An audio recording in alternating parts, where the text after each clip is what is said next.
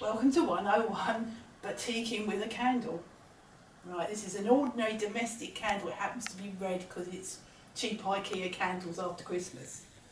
Step 1, light candle.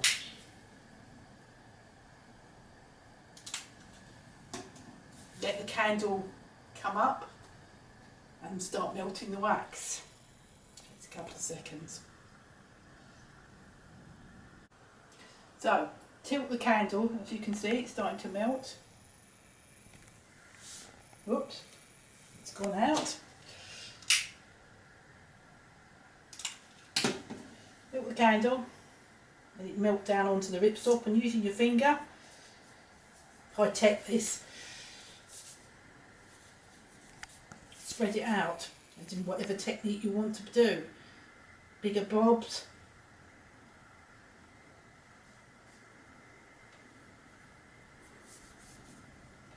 spots,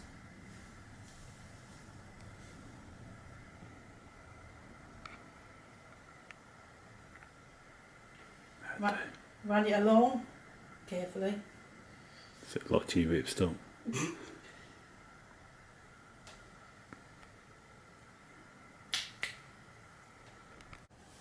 So once the candle's melted a bit more, you've got quite a good angle, so you can then start doing long lines on it like this. Please note the wax isn't that hot, but if you think you might burn yourself, you can always wear a glove. So there you can see I've got the finished sail. There's various techniques on here. There's longs and dots and everything. In a minute I will dye it and you will see the various effects that the different wax techniques have. Right, so also I've just acquired this new tool. It's a proper batik tool. I think it's called something like a King. Basically there's a hot wax reserve in there and then a little tiny nozzle. So I will hopefully get finer control with this. I mean, this is basically done, you have a wax being melted on some sort of heating device, and then you dip this in, and then, so I will report back when I finish using this tool. So now you've got the wax actually onto the material. In order for the wax to have any chance of surviving a little bit in the hot water, you need to actually just gently bundle it up so it's not instantly attacked by the dye solution. So the way I do this is loosely bundle up. As you can see, the wax has gone inside. Loosely bundle it up and then just very loosely tie it round with some cotton. Like so.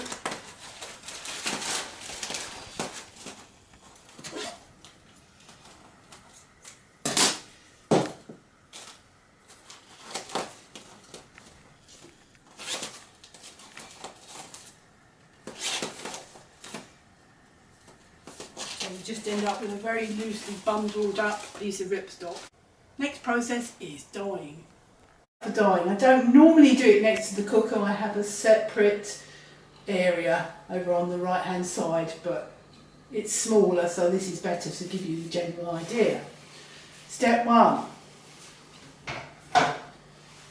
previously boiled water.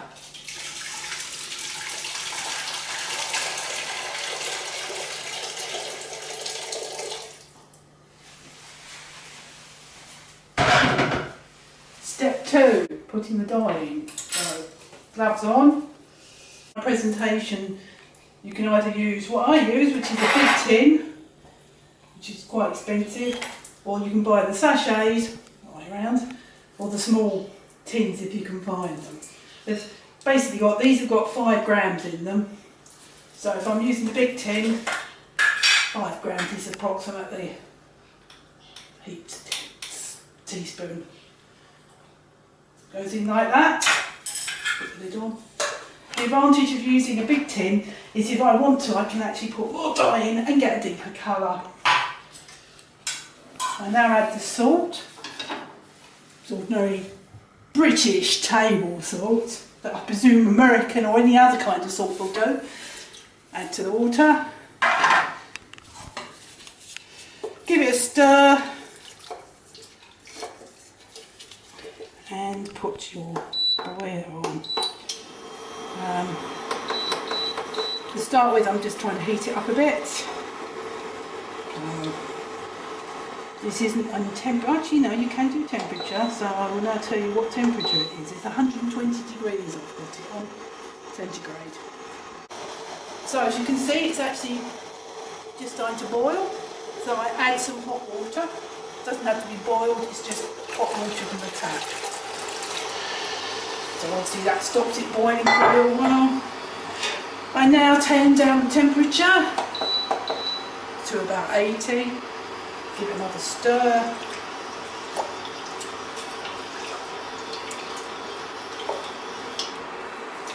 Get the ripstop. Add the ripstop.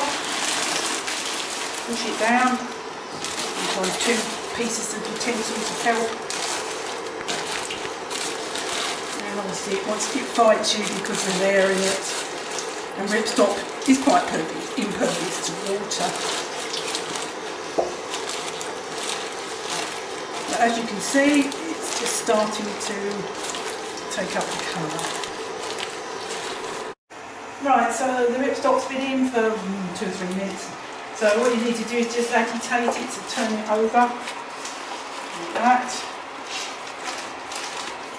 As you can see, a little bit just went on my work surface, but it's fine because this is glass and I also have glass splashbacks. But if you're using it on wood or stone, please protect your work surfaces because it will stain it and you cannot get it off.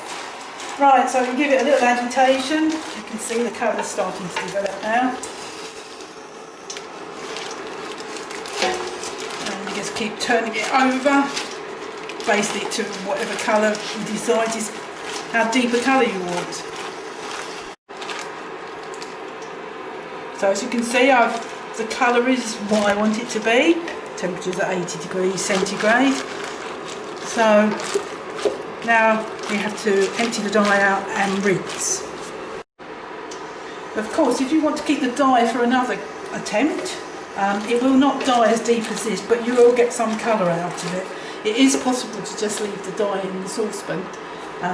It'll probably be okay for about a week, and I've also heard some people say that they actually put it in a glass jar with a sealed top and it'll keep for a little bit longer. Right, this is my proper dyeing sink. When the kitchen was designed, it was actually designed for me to be able to have my own sink so it doesn't stain the main sink. So here we are. We put the saucepan in the sink, add cold water, put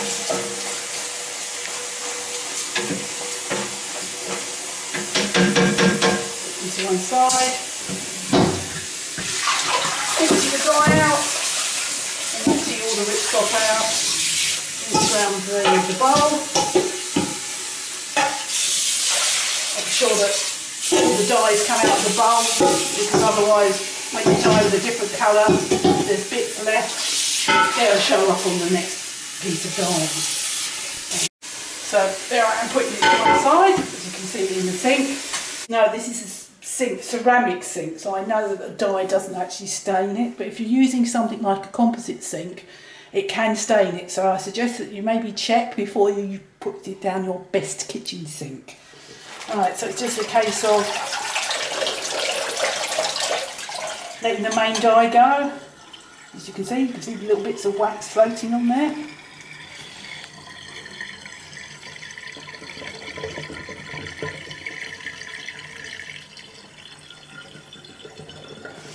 Running cold water, taking the string off, and rinse. A few minutes on, as you can see, it's almost there. There's not much dye left, but you need to make sure that there isn't any dye trapped in pockets. So it's just a case of working your way through. You get a massage, Ripstop types massaging.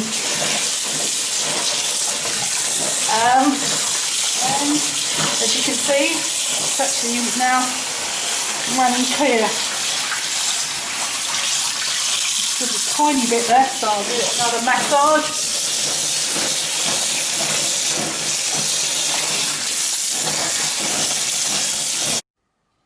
I don't normally iron in the kitchen, but this is easier. Right, so we've got a normal domestic iron and an ironing board with a cover that's only used for ripstop dyeing. Right, as you can see, whether the operator of the camera can get in that close. It's on maximum.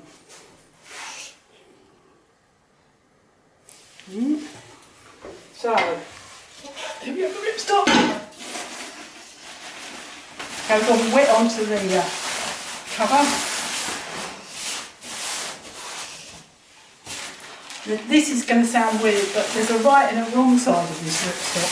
It irons better one side than the other, so make sure I've got it on the right side. And iron. As you can see, it's so wet that the ripstop can coat with it, and it just seems to steam it off. You see how, because it's such a hot iron, it actually steams, so it gets rid of most of the creases.